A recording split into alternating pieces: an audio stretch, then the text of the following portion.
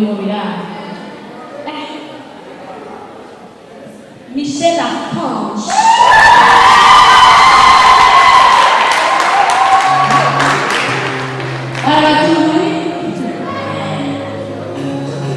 Abatamba moderno kuri Michel Archange we barengana.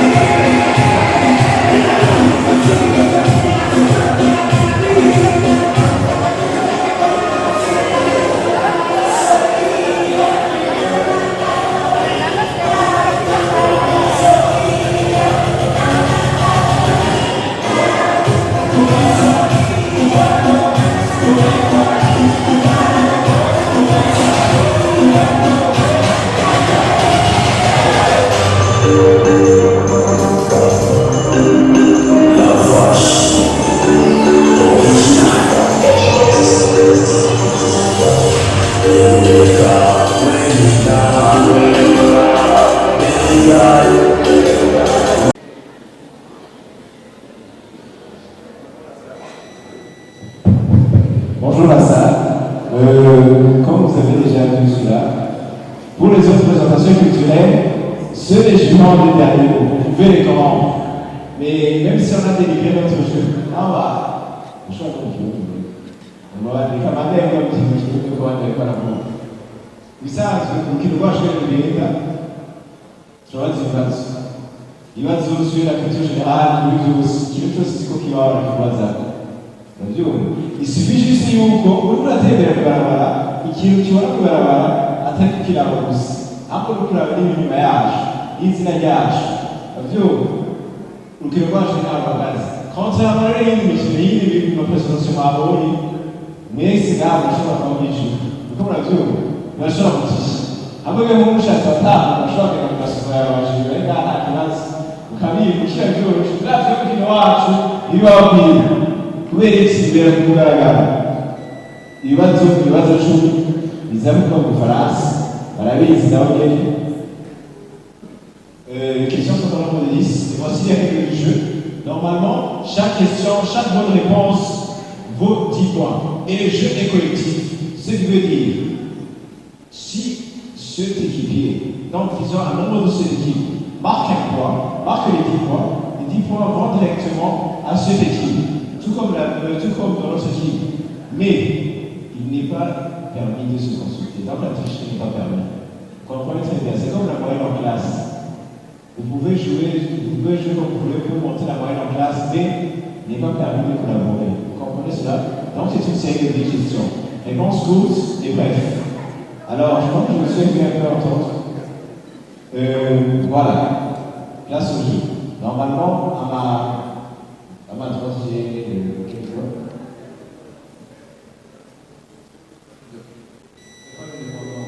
Normalement, dans notre jeu, pour nous stimuler le cerveau, pour nous motiver dans chaque jour, de chaque jour, disons, on a une devise. Il y a quelques devises.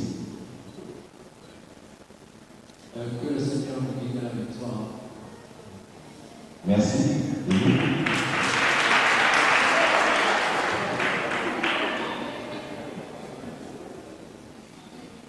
Et pour le Saint-Michel Archange, notre devise est dans l'effort, l'action de la réussite. Très bien, merci. question. Les amateurs de plats.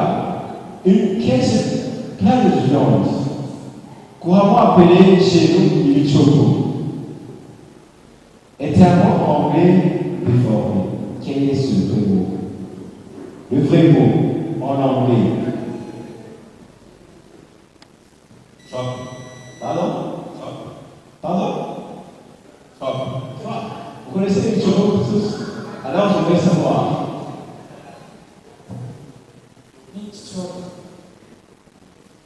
S'il vous plaît, vous laissez pour les collègues, pardon.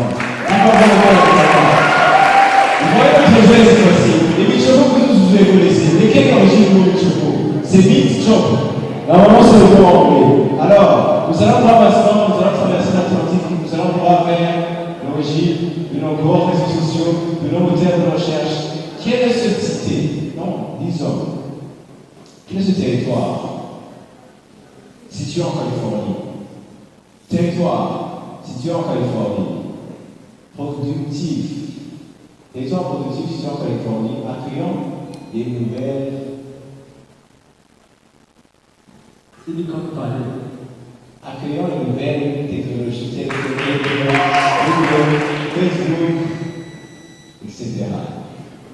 C'est la Silicon Valley. Par exemple, voyez tous, c'est juste le fait de Facebook, là c'est tout. Alors, troisième question. En quelle année? L'instant. Nous sommes dans le royaume britannique. En quelle année Winston Churchill a reçu le prix Nobel de la littérature? En quelle année? Je vais les sortir. 1939. Pardon? 1939. 1939. Il était en pleine guerre. Il n'avait pas le droit, en tout cas, je pense qu'il avait le temps pour écrire. Quel dessinateur en fait? 1937. Pardon? 1937. Winston Churchill. Ah, c'est possible. Et des gens qui étaient déjà roulés, vu la guerre mondiale. Winston Churchill, c'était en 1953. Alors, maintenant, place au sport. Nous sommes en NBA. Quelles sont les franchises les plus titrées de la NBA? Les deux franchises les plus titrées. Celtic, l'ensemble de Celtic et Chicago Bulls. Pardon? L'ensemble de Celtic et Chicago Bulls. Parce qu'il y a Michael Jordan. Pas vraiment. Réplique? Les plus titrées. Quand même. Non, regardez même pas la NBA. C'était ça?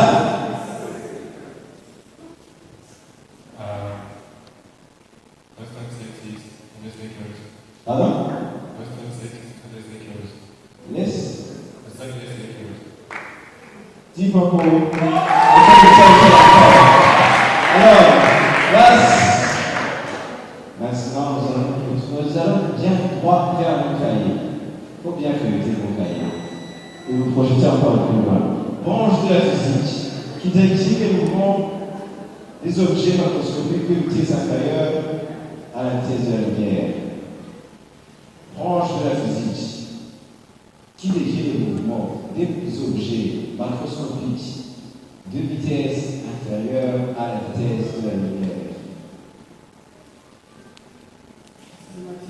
Pardon? La cinématique. Êtes-vous sûr? Êtes-vous sûr? Branche de la physique. C'est la mécanique newtonienne, ou classique. Pour les amateurs de la scientifique vous devez le savoir. Quel est ce nom grec? Quel est le nom grec? L'instant, nous sommes la religion chrétienne. Vous êtes tous chrétiens, je pense. Comme la majorité des communautés. Nom grec, porté par. Quel est le nom grec porté par l'apôtre Thomas sur la Bible, comme c'est cité dans les évangiles de Jean, verset 16, 20, 24. Le nom de Thomas, l'apôtre Thomas.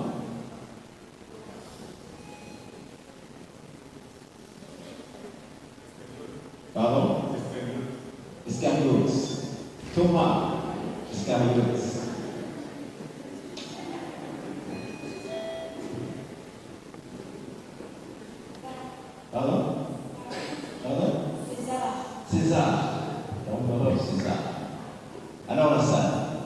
s'il y a des chrétiens dans la salle.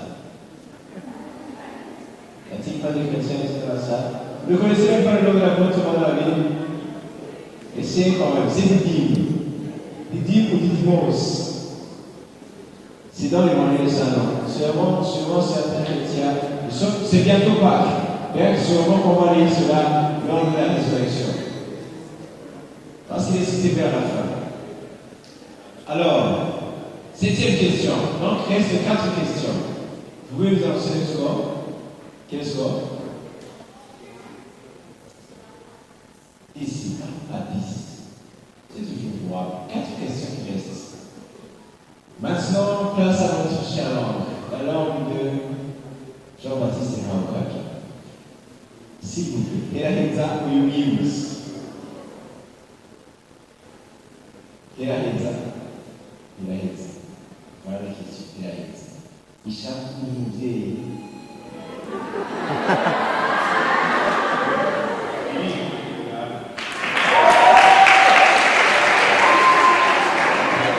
Voilà.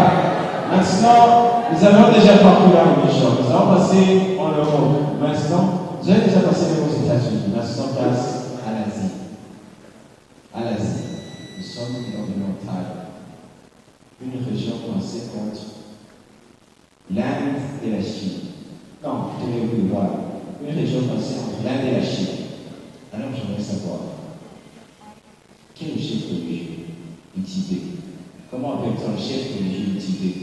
C'est complet comme ça. Dalai Lama. Très bien, c'est le Dalai Lama.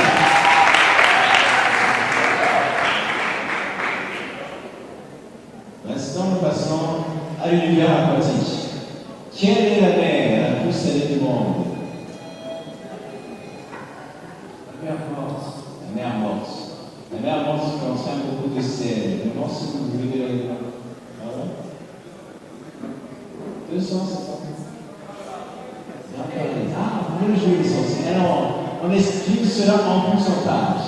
Normalement, selon les vrais communs. Alors, je mets ça en pourcentage. Vous que vous voulez jouer les intellos. Vous que vous jouez les intellos. Très bien. Mais c'est bon, c'est bien essayé. Alors, 10e question, la dernière question.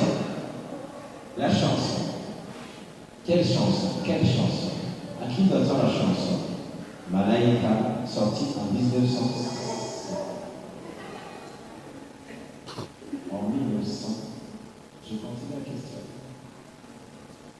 À qui doit-on la chanson Malaïka, sortie en 1971?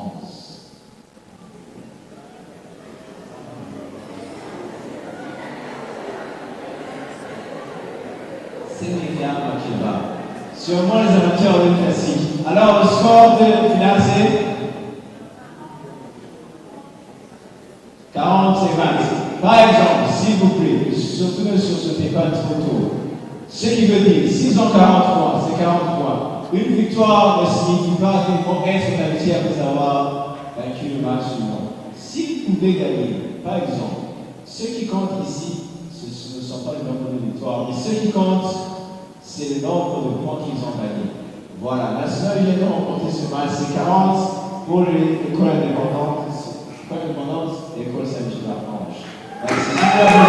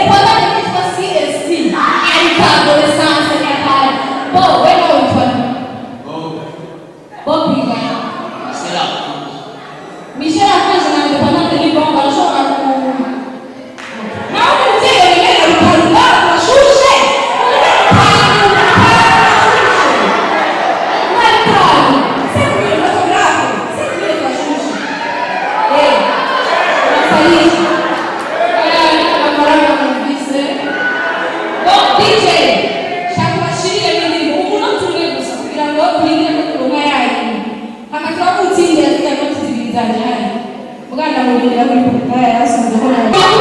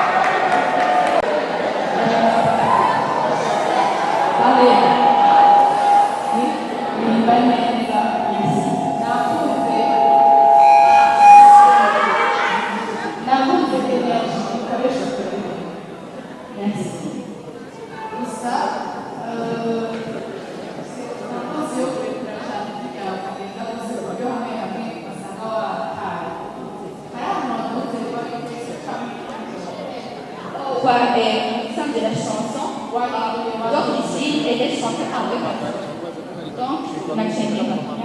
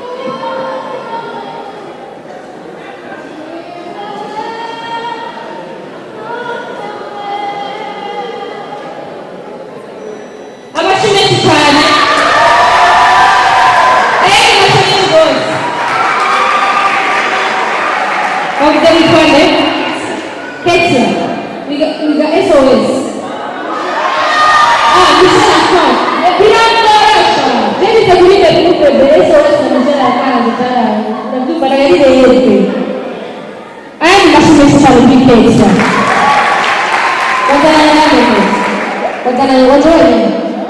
Wajanani? Yeah, na dalili ziko za kazi. Nasema ni kwa sababu ya pesa. Na wajanani nani hapa ni sera kazi. Mama, Yeah.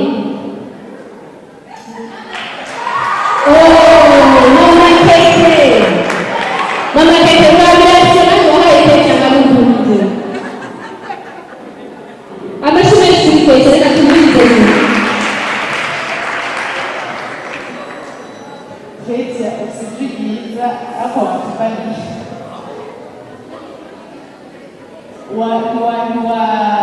wasohoye byose nkuko ndisiyo yesatene ko muri gushikanya mushaka abawuri uharushaka tukubete hapo n'undi munsi w'iri stage irimba nkaho mbere ntuheshwa n'umwanya abantu bo kwibwira ikintu abona uri mbere y'umva kutegereza kunyumviriza hamwe urire kuri ibi byawe utange byose use gutanga kugira ngo akumve ati ngaho bategereza kunyumviriza sigaye n'utundi neza kubwira sinzi ko utawe wariye nkaho mbere ngo kuri imbere yawe wamengo watukuye sino usikiliza wakurikije na hari ikintu warushita abandi kanyakomismo ariko tamusiki hari wayubahirije